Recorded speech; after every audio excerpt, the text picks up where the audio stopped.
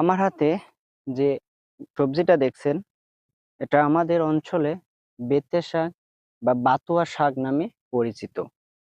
এটি একটি শীতকালীন অত্যন্ত পুষ্টিগুণ সম্পন্ন। এটি মূলত কিছু ঔষধি গুণাগুণ আছে। এটা রক্ত স্বল্পতা, হজম শক্তি বৃদ্ধি, কিডনির কার্যকরী ক্ষমতা ভালো কাজ করে।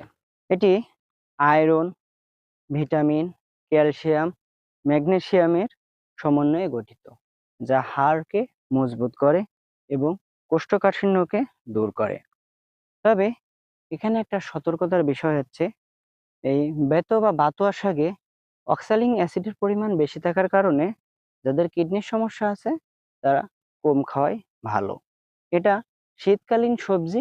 এগুলো আমাদের গ্রামের মাঠে, পেঁয়াজের জমি, রসুন অথবা ভুট্টা খেতে পাওয়া যায়।